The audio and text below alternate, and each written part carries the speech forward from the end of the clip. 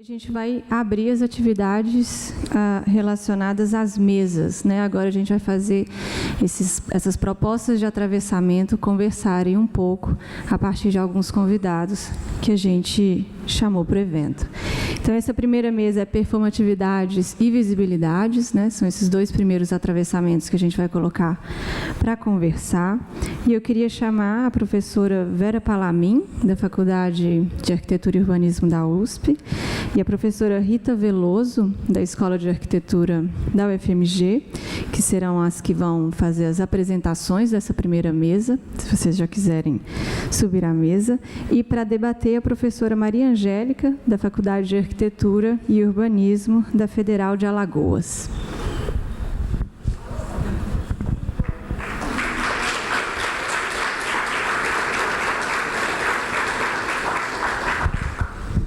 A gente começa com a professora Vera.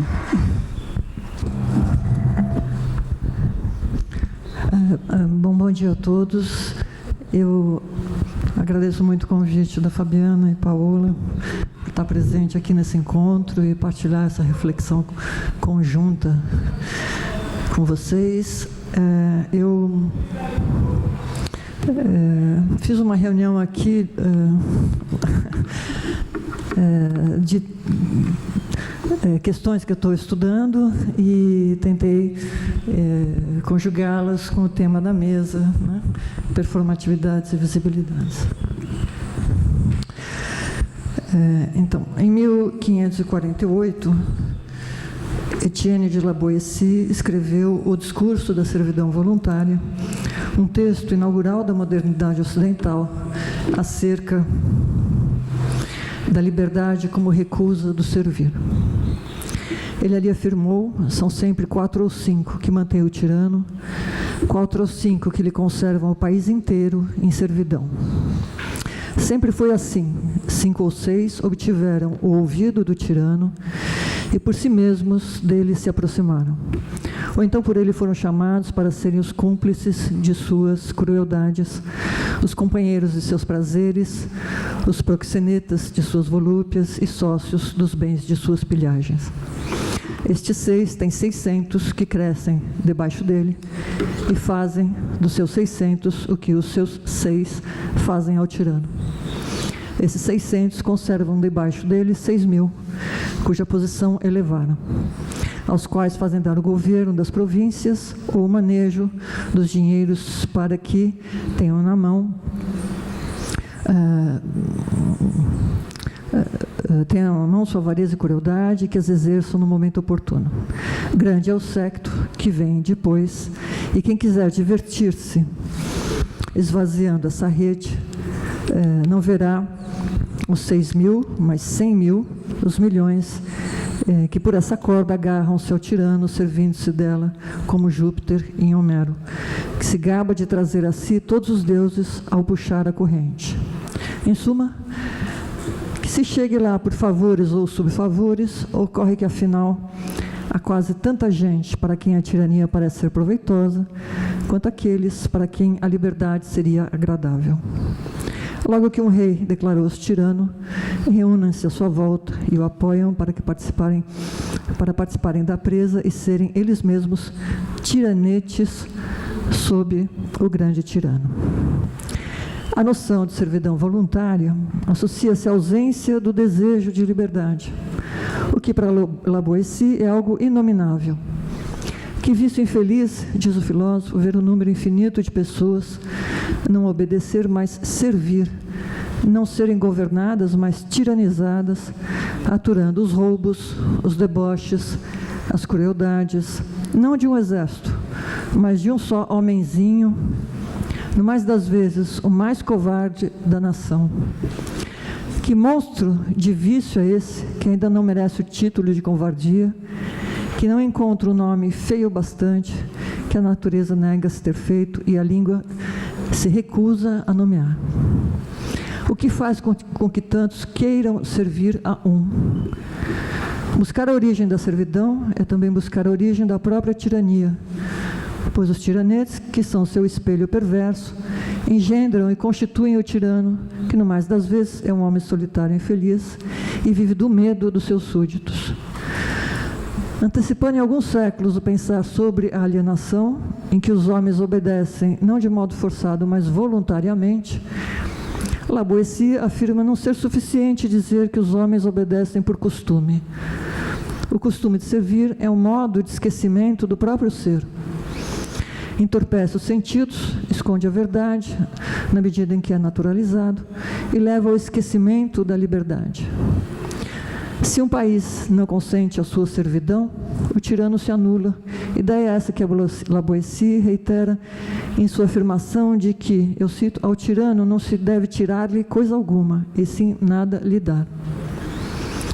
Essa questão filosófica foi retomada sob novos termos por Vladimir Safatli em O Circuito dos Afetos, Corpos Políticos, Desamparo e o Fim do Indivíduo.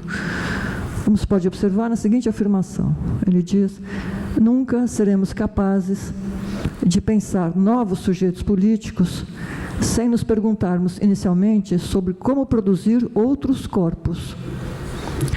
Não será com os mesmos corpos construídos por afetos que até então sedimentaram nossa subserviência que seremos capazes de criar realidades políticas ainda impensadas.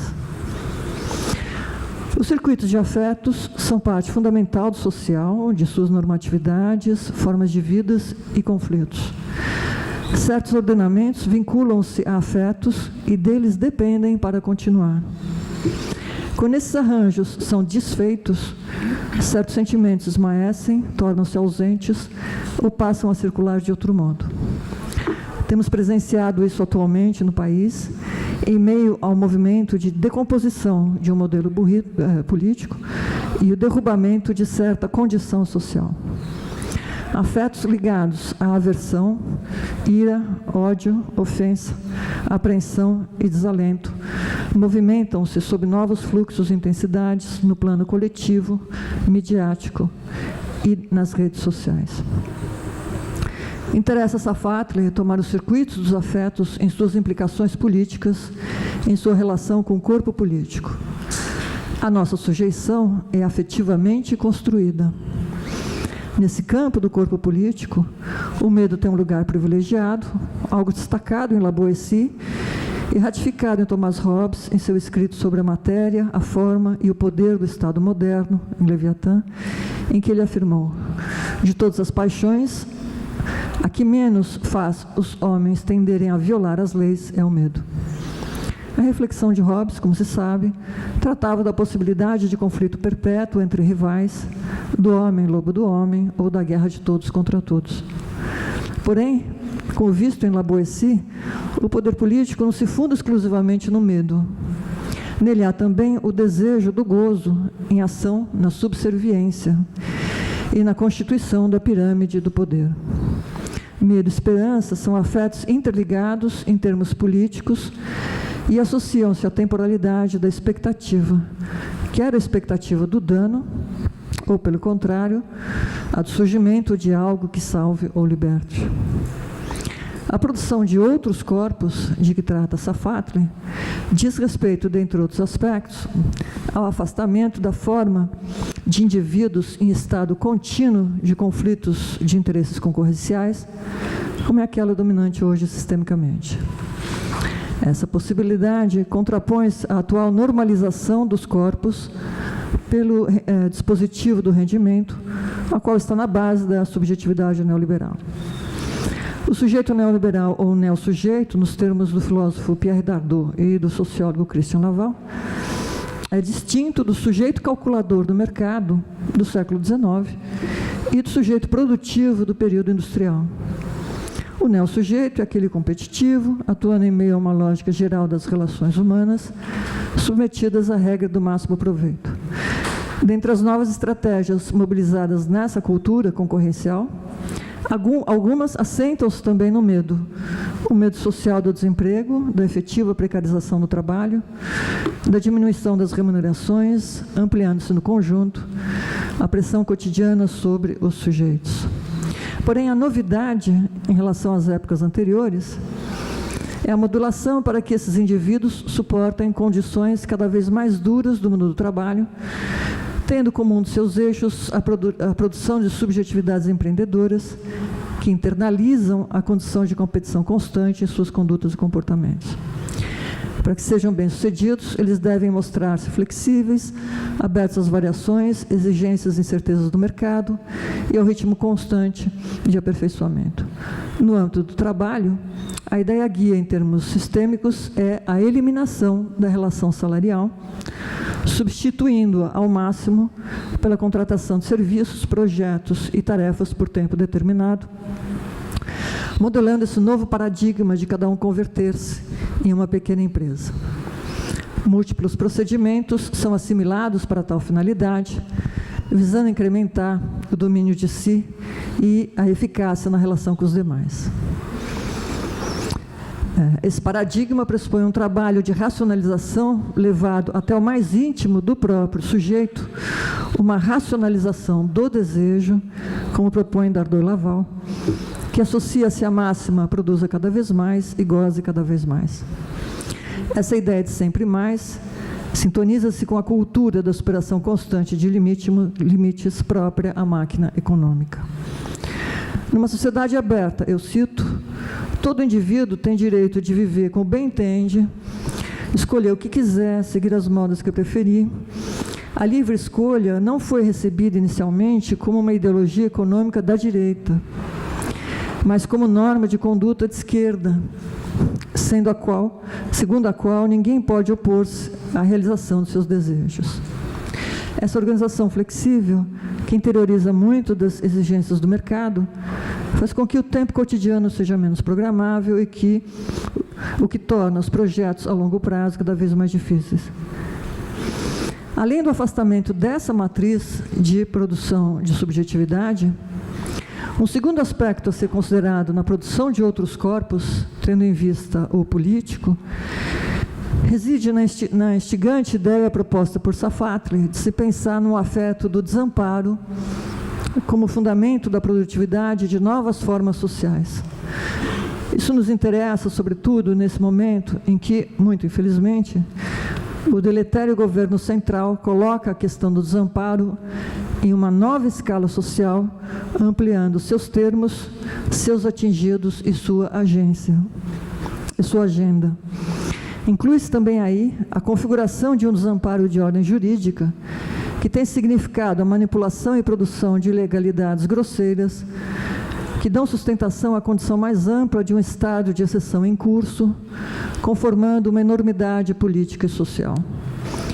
O desamparo vincula-se à temporalidade da indeterminação e sempre implica o reconhecimento, de certa forma, de impotência, tanto do sujeito em sua agência, quanto da ordem simbólica que o suporta em sua capacidade de determinação.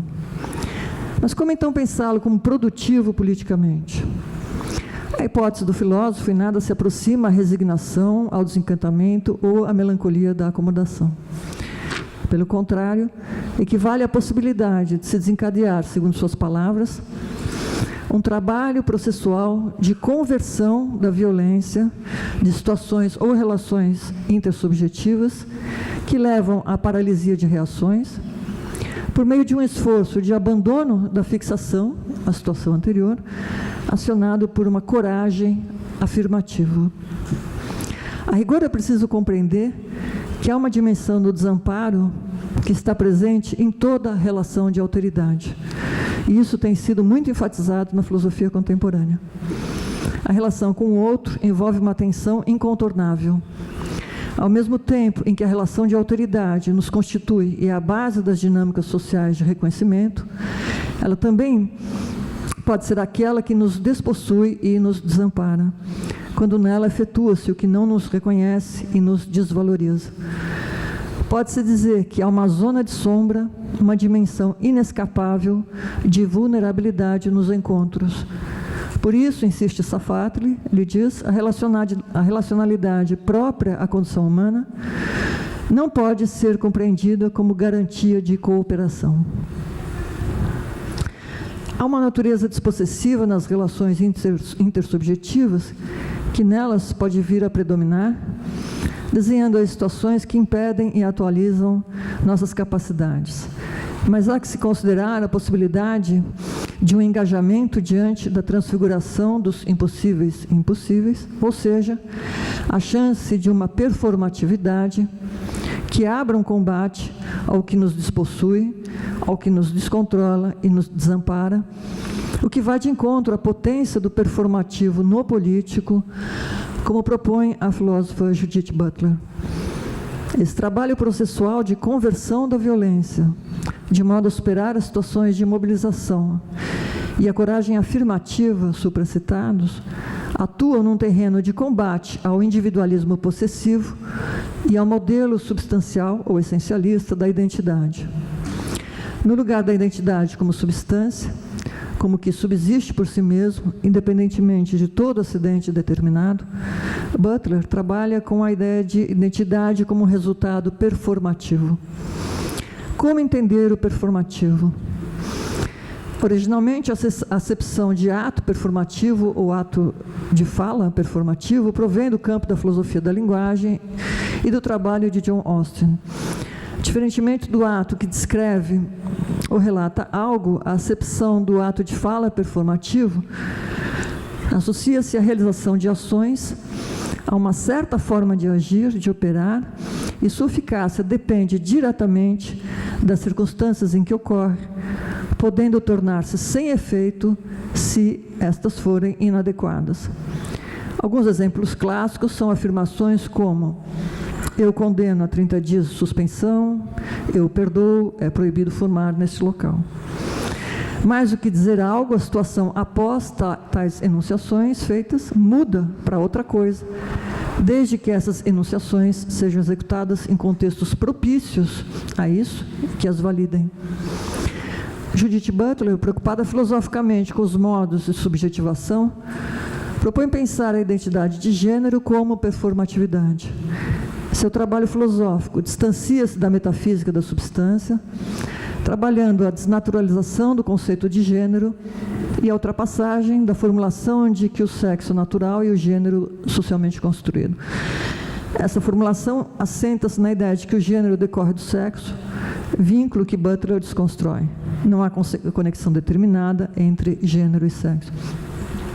Butler argumenta no sentido de que não existiria uma identidade anterior do gênero que nele depois se expressaria. Há uma importante distinção aqui entre as acepções de expressão e de performatividade. Segundo a filósofa, a identidade é constituída performativamente, isto é, em ação e na continuidade dessa ação.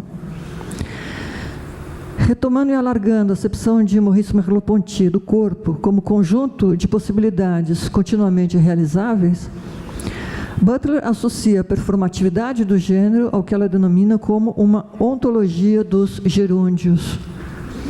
Eu cito, o eu, que é seu próprio corpo, é necessariamente uma forma de ir tomando o corpo. E aquilo que se corporaliza são as possibilidades. Segundo Butler, o gênero vai se fazendo, ele não é um fato, mas um efeito de diversos atos que, na hipótese da filósofa, são renovados, revisados e consolidados no tempo. Há uma importante repetição envolvida nessa atuação e consolidação. Que a realidade do gênero seja performativa significa, de maneira muito simples, diz a filósofa, que é real só na medida em que é atuado. O gênero não existe anteriormente aos diversos atos, posturas e gestos pelos quais se o dramatiza e conhece. Esses atos não são solitários, eles são uma experiência compartilhada e uma ação coletiva. Nesses termos filosóficos, um resultado performativo diz respeito a atos constitutivos, e estes, quando tomados no campo político, resultam capazes de questionar e reconfigurar certas distribuições sociais em vigor. Ao invés de serem a fisionomia de certos circuitos já existentes e consolidados, esses atos chegam a instituí-los, transfigurando a cena em que ocorrem segundo processos e modos de subjetivação política a imprevistos. Uma política do performativo, nas acepções debatidas por Butler, envolve diretamente a questão da dispossessão. Como essa forma de sofrimento social vem sistematicamente incidindo sobre populações das mais diversas maneiras, desfazendo formas de pertencimento social e de justiça. O geógrafo David Harvey vem há anos reafirmando sua tese de que o padrão econômico sistêmico atual é o da acumulação por dispossessão. A dispossessão envolve modos de submissão, extração, confisco, injúrias, endividamento, interpelações e oclusões, sendo uma condição imposta pela violência normalizadora, que implica em seu espectro a perda de direitos, a perda de meios de subsistência, de desejos e a imposição da precariedade com toda a sua complicação afetiva e política. Entre nós, as emendas constitucionais que estão em curso de aprovação no plano federal reiteram esse padrão. São todas emendas de dispossessão, forçadas pelo grande capital. Como discutem Butler e Atena Athanasiou, os modos de dispossessão levam consigo práticas relacionadas à espacialidade, a condições de deslocamento, localização e situacionalidade, fragilizando ou eliminando espaços de vida, vulnerabilidade e descartabilidade de populações, entrelaçam-se como forças definindo quem está no lugar e quem está fora do lugar. O enfrentamento combativo da dispossessão não pode simplesmente retornar ao terreno da apropriação, compreendida na chave da posse da propriedade. Isso equivaleria a atualizar a lógica que a engendra e nela fortalecer a prevalência do indivíduo possessivo. O desafio é pensar em diretrizes e gestos políticos fora dessa lógica. Gestos que provoquem novos tipos de presença, de modalidades que resistem a contextos ou situações de subjugação. Nesse embate político, a acepção de performativo singulariza-se na medida em que seu curso de realização não pressupõe a constante restauração da diferença à ordem existente. A performatividade é entendida como um processo diferencial e diferenciador, que incorpora a indeterminação e a imprevisibilidade. Nas palavras de Butler, o performativo seria um exercício de articulação que traz uma realidade cujo fim está em aberto, não prefigurável, como um exercício de liberdade fora da teleologia. Trata-se de um exercício como luta política e corporal pela existência, pondo em questão certos esquemas de normatividade, vínculos afetivos que não são reconhecidos e são mantidos travados ou censurados. Ao mesmo tempo em que a performatividade afasta-se de definições fechadas sobre o que seria subjetividade política, também permanece aberta às suas próprias falhas. Essa constelação conceitual aqui tratada, a conjunção entre as dimensões performativa e afetiva, o empenho em realidades políticas ainda impensadas, a contraposição à servidão voluntária, a produção de outros corpos políticos, sob a temporalidade da indeterminação, a busca da conversão da violência, da dispossessão e a coragem afirmativa, encontram-se emblematicamente presentes num dos gestos urbanos e políticos de maior impacto e importância ultimamente, a primavera secundarista. Como se sabe, chegou-se à marca de mais de 1.000 escolas ocupadas pelo país, a partir de ações locais, sem organização prévia, nem lideranças verticalizadas. Na primavera secundarista, desencadeou-se um processo político performativo a contrapelo do ápice do alinhamento ético, social e cultural da chamada escola sem partido e de resistência ao dano das reformas federais que pioram violentamente a formação educacional dos jovens. Essa performatividade impacta o corpo dos alunos, um a um, como uma experiência diferencial. Seus corpos ocupam as escolas no movimento de inversão da distribuição dominante, expondo sensualmente a desqualificação do ensino e aprendizado oficial, voltado ao aumento da vulnerabilidade dessa população e ao rebaixamento de seus horizontes geracionais. Esse impacto atravessa-lhes os planos pessoais, familiares, grupais, modificando todo um conjunto de suas disponibilidades afetivas. Contra o desamparo e suas derivações, vê-se a afirmação de nós estamos aqui, não seremos descartados, por meio de um corpo político inédito em nossa história recente. Audacioso, aberto, enfrentando a precariedade de suas formas e condições, e deixando claro como o performativo excede o que pode ser dito e ouvido, de modo a reconfigurar o sensível e suas parcelas, o que ali conta e o que não conta. Suas inscrições realizam novos usos e fluxos dos espaços das escolas, seus equipamentos e sua territorialidade.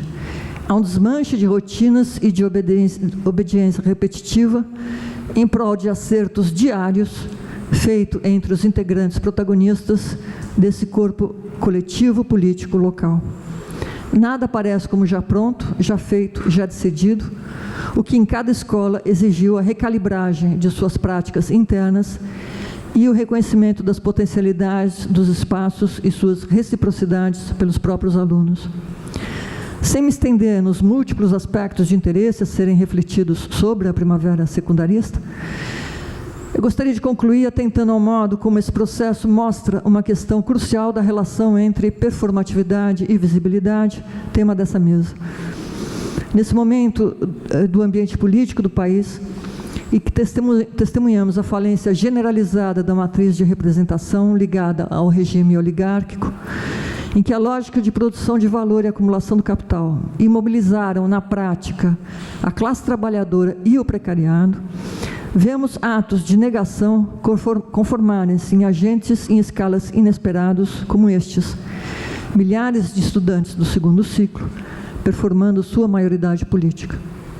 Houve quem dissesse que as ocupações nas escolas são laterais e de algum modo toleradas porque não atingem diretamente os espaços do capital. Sabemos ser isso equivocado, tanto do ponto de vista ético, político, quanto econômico. Afinal, são exatamente os grandes empresários da educação privada que estão por trás desses conflitos. Nesse momento de enorme pressão e tensão social no país, a primavera secundarista realiza o ato performativo de tomar lugar, envolvendo um complexo processo de subjetivação política capaz de exercitar sua força no domínio público. Oxalá gestos urbanos assim contundentes e seus efeitos na imaginação política voltada ao desejo de igualdade multipliquem-se no futuro próximo. Bom, é isso. Muito obrigada.